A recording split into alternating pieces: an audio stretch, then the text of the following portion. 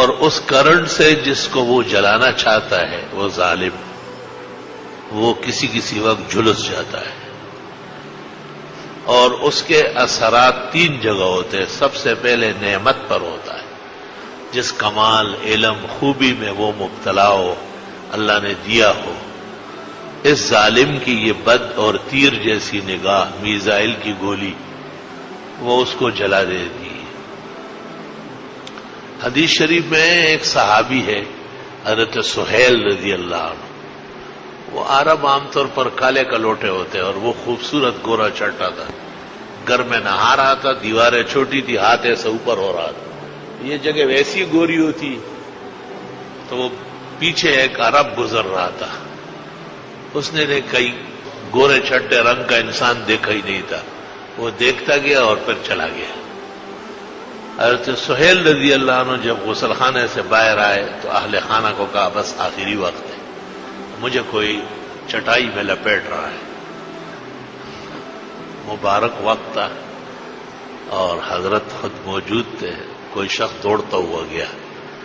ہاں حضرت صلی اللہ علیہ وسلم خود تشریف لائے۔ اللہ، کیا کر رہا تھا یہ کہ یہ نہا رہا تھا، بھائی اس راستے سے کون کون گزرا، ایک کو پکڑ کے لائے۔ آپ نے اس کو دیکھا اور فرمایا علامہ تقتل اخاک، بھائی کو کیوں قتل کرنا چاہتے ہیں؟ اور فرمایا جب تمہیں کوئی چیز پسند آ جائے یا اچھی لگے تو ایک تو نگاہ ہٹا لو، اور دوسرا یہ کہ پڑھ لو ماشاء اللہ لا قوت الا باللہ، اور اس کے بعد آپ نے ایک خاص قسم کا ٹوٹکا کیا، حضرت سہیل رضی اللہ تعالیٰ عنہ بحال ہو گئے۔ تو سوال یہ ہے کہ نظر لگتی تو گولی کی طرح ہے، لیکن پھر بچنا یہ قسمت میں ہوتا ہے۔ سب لوگ حضرت سہیل جیسے خوش قسمت نہیں ہوں گے کہ رسول اللہ صلی اللہ علیہ وسلم تشریف لائے، آپ نے اس شخص کو پکڑا، اس سے کہا کہ ایسے کیوں کرتے ہو تم، جب تمہیں اس کے گورے گورے ہاتھ پسند آئے تو آپ کہہ دیتے ہیں ماشاء اللہ لا قوت الا باللہ،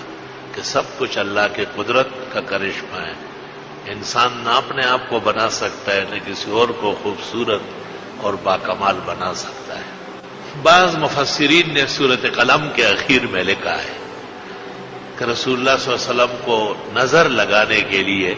یہود نے اپنے نظر بازوں کو اکٹھا کیا، ان کو پتہ ہوتا ہے کہ کون کون بھوکی آنکھوں کا مالک ہے جو آدمی کو تیر مار سکتا ہے۔ ایسے کئی لوگوں کو جمع کیا، اور حضرت منبر پر بیٹھے تھے، اللہ تعالیٰ نے یوسف علیہ السلام کو جو حسن دیا تھا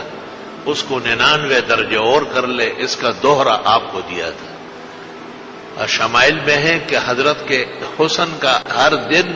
ایک جلوہ بڑھتا تھا جیسے جنت الفردوس کی نعمت کا بڑھتا ہے۔ ام المومنین فرماتی ہے کہ میں آپ کے حسن کو گھیر نہ سکی، منبر پر آپ بیٹھے تھے، زلف تھے سیاہ، خوبصورت امامت سر پر تھا، اور کس شان کہتے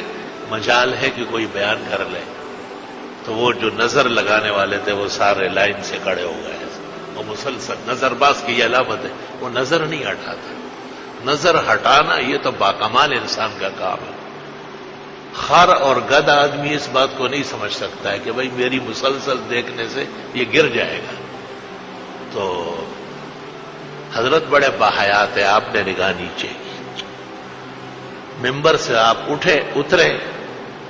اور آپ نے صحابہ کو اشارہ کیا کہ مجھے لے چلو، چل نہیں سکتے تھے، اثر ہو گیا تھا۔ اتنے میں یہ سورۃ قلم کی آخری آیت نازل ہوئی، فاجتباہ ربہ فجعلہ من الصالحین وَإِن يَكَادُ الَّذِينَ كَفَرُوا لَيُزْلِقُونَكَ بِأَبْصَارِهِمْ لَمَّا سَمِعُوا الذِّكْرَ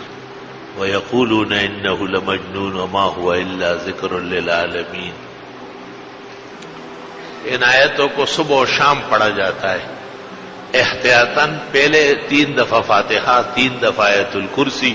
پھر یہ آیت 3 دفعہ، اور آخر میں 3 دفعہ درود ابراہیمی، اور پھر جس کو دم کرنا ہوتا ہے اس کو تصور کرتے ہیں کہ اللہ تیرے کسی بھی بندے کی نظر ہو، وہ مومن ہو یا کافر، عورت ہو یا مرد، ہری آنکھوں والا ہو یا کالی آنکھوں والا، اپنا ہو یا پرایا، محبت والا ہو یا بغض والا، خیر خواہ ہو یا بدخواہ، ارادتاً کیا ہو یا بغیر ارادے کے، اللہ آپ